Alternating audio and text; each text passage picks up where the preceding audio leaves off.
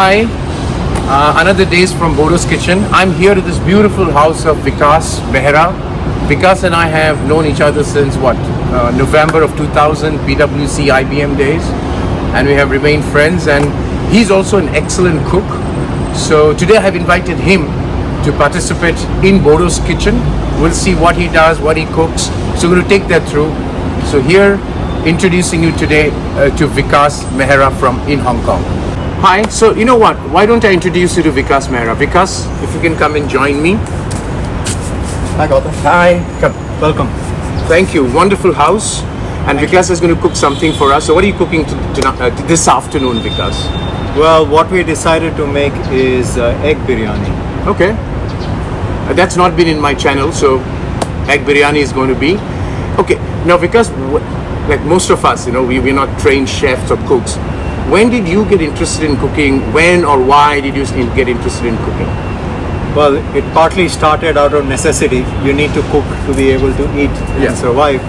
But also, I think once I started to appreciate the subtle flavors from cuisines all over the world, it started getting me interested in why can't I try and do some of these things myself? Not so much to emulate or be as good as some of the famous chefs of the world, but in my own way, try and experiment. Okay, so here is one question. Whoever are my guest, I always ask. So I'll ask the same to you, because which is one of the best restaurant? And we all know, we all have traveled around the world, and you're an extensive traveler. So which is the best or the most favorite restaurant you have been to, or you would like to go to, and why? You're going to. I don't know what you're going to think of me when I say this, but what I love is the food they serve in museum cafes around the world. So when I go on holidays, I will make it a point not only to go to the museum, but also to try out the food in their cafes, because usually it's local food. It's made for local people or people who are traveling, but it's grounded in reality. It's food which is not necessarily the most fancy, but it's food for the people, and I found it to have the most authentic taste. So let me ask a follow-up question then. Which would be the favorite museum that you have been to where you enjoyed the food? Now don't tell me all, but I'll mention two. One is the pasta I had in the Vatican Museum in Rome, out of this world, and the taste, I had it 25 years ago and I still remember the taste. The other one would be the open-faced sandwich at the Danish Design Museum in Copenhagen. Okay, so but here's a point to note. Vikas is a vegetarian, so both the dishes he mentions are vegetarian. So therefore, even if you're in Italy or in wherever you are, if you go to this museum, you do get a hand on vegetarian food. Absolutely. All right, so we're going to now get inside. Generally, as I do with my channel, I do not show the inside of the house for privacy reasons. We'll just focus on Vikas's beautiful open kitchen, and he will take us through the ingredients and the cooking process. This is Vikas's beautiful open kitchen, and I'm going to invite the chef for the day, Vikas Mehra, and his domestic help, Zen, onto the frame. Well, there you go. That's Vikas and Zen. And Vikas, let's start with the cheers. Hello and welcome. Thank you, cheers. Vikas. Now, Vikas will take us through the ingredients as a step one, and then we'll go into the cooking process. So it's biryani. You have to expect rice, and we pre-cooked rice and kept ready. We have also got some other components of the biryani ready. We have, for example, scrambled egg. We have fried onion. We also boiled 9 eggs, and eventually we'll be slicing all of them and keeping them ready, because when we assemble it for the final biryani preparation, we need them to be in halves. And then on this side, I have the ingredients for the biryani masala that we will shortly be preparing. And then that becomes another component of the biryani assembly or preparation that eventually will be done. All of it will happen in this one pan. In the beginning, we'll make the masalas in this. Once that is ready, the masala comes out, and then the layering of rice and other components begins. Can you explain the spices that you're going to put in there? Sure. It has to be aromatic and it has to be full of flavor, and that's why starting from here we have cloves, we have peppercorns, we have star anise, green cardamom, bay leaves, cinnamon, cumin, we have turmeric powder, that's here, red chili powder, a lot of biryani masala powder, garam masala, and then this is coriander powder. Wonderful. So it's all the standard everyday spices that go into any Indian kitchen, but it's the combination of those and the quantities of those that will make. What is this? I see this dough. What is this dough? So this is interesting. We are not going to make roti or chapati or naan out of this. This is going to be used after we've layered all the components and ingredients into this, and we close it. Then we are going to seal it. So it's going to be kind of a dum. It will be like a dum. It will cook in its own juices finally before we open it up for serving. I'm going to start with adding ghee, close to 2 tablespoons of it. Choose any ghee you like, but it needs to be an adequate quantity of it. We've just added some sliced onion, and that's going to now mix with the spices and get cooked. Once the onions are ready, we are going to add ginger garlic paste to it. So I'm going to put that now into the pot and allow it to cook for some time. We keep stirring, of course, we keep stirring all the time. That seems to be ready, and we are going to now add sliced tomatoes to it and stir some more to cook the tomatoes with whatever is already inside. Once the tomatoes are well cooked, we are going to add all the powdered spices. Once again, that's biryani powder, turmeric powder, red chili powder, coriander powder, and garam masala. And all of that goes in now into the pot. We have a special guest as well. Vikas's dad is here, Uncle Mehra. So Uncle, wonderful to have you while we're doing this shoot. Thank you so much. I'm glad you enjoy the day. Thank you, Uncle. And all of us are having a wine as well, by the way. So cheers, cheers. The spices are done. We're going to add some yogurt or curd to it. If you want, you can also add some cream at this point. Sorry, what? Cream. Cream, okay. So that goes in, and you're going to cook that for some time? Yeah, just make sure the whole mixture is now properly mixed up so that it starts looking creamy and flowy inside the pot. Soon after that, you can add more water to allow the mix to happen that much better. By now you can see the consistency inside with all the spices is a little bit like a paste, but slightly more liquid than a paste. And now the final part of it is we are going to add a little bit of coriander leaves to it. These are chopped coriander leaves. We are going to have a lot more later for the other part of the biryani assembly, but for now we added maybe a handful of chopped coriander leaves to this. And at this point, we are going to switch this off and allow it to simmer in its own residual heat. We are all set now to do the final layering of the biryani. Biryani is all about layering, and we're going to start with a generous amount of oil that we put in the base of the pot. So if you use the same pot that you had for cooking the masala, it's that much better because it has the residual flavors in it. But then make sure there is a lot of oil at the bottom. The reason for doing this is so that the rice that we will going to add now, that rice should not stick to the base of the pot. And so add that oil here. It will also help to cook actually. Now, Jen, what do we do next? We are going to add the rice. So let's add the rice to it. And you pre-cooked the rice, and this is basmati rice as you. This is basmati rice, or in some places you may get biryani basmati rice. Although it's not the most important thing, but it's important to have basmati at the minimum. Next, we are going to add the sliced fried onions that we had before. We're not going to add all of it. Roughly half goes in now. Now, it's not just important to add it, when you add it, you need to also spread it all over inside.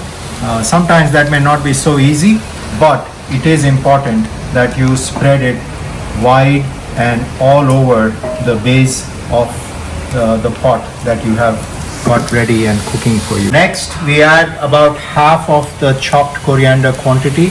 And again, the rule is the same. Make sure it is spread out evenly in the cooking pot. And after the biryani goes the mint. Again, it's chopped mint, and we have to make sure it's evenly spread across the whole pot. So I'm going to now make sure it spreads evenly inside the pot to cover the entire base. And after this goes the masala that we cooked a short while ago. For the masala, add the entire quantity that we cooked. This is the time to add it all, including the bay leaves, the onions, everything that was cooked at that time goes in now. But once more, make sure you spread it all over. I'm going to put the remainder of the chopped mint leaves into the pot now on top of the masala that we had added just before this. And once I do that, once again, I'm going to make sure it forms a nice thin and fresh layer on top. Thereafter, I'm adding a large part of the remaining fried eggs. Fried onion, you mean? Sorry, fried onion all over the pot. I'm not going to add all of it because I need a little bit on top for the top layer presenting. So that stays here. But what I've just added, I'm going to make sure it's going to be spread out evenly into the pot. This forms a large part of the base. Next come the sliced, boiled, covered in masala eggs. So you basically marinated this and then fried it before putting it in. That's right, and they are marinated in a mixture of typical home spices, plus they have in them a little bit of biryani masala. Yeah, because I stole one, if I were to say that, and yes, it tasted very nice. Actually, you can just have this egg make it like that and have it with a snack, as we call it in India. What is that we call in India? Chakna. Yes. This can be a good chutney indeed. And after that, on top of this, we are going to spread the scrambled egg also that I had previously made. The scrambled egg does not have any masalas except for just minimal amounts of salt and pepper, but it adds to the whole egg flavor in this egg biryani, because guess what? At the end of the day, if egg biryani doesn't taste of egg, then what is it supposed to mean? So you are a vegetarian, or you're actually an eggetarian, let's put it that way, if there is a word like that. I'm an ovo-lacto vegetarian, which means egg products are fine for me, and dairy products are also fine for me. So for me, if I were to tell this to a vegetarian, all you need to do is replace the boiled eggs with potato, and I will say replace the scrambled egg with cauliflower, and you'll get the same flavor. Is that okay? Or what else would you recommend? That's fine. If you're adventurous, you could use tofu. You could also use highly compressed paneer.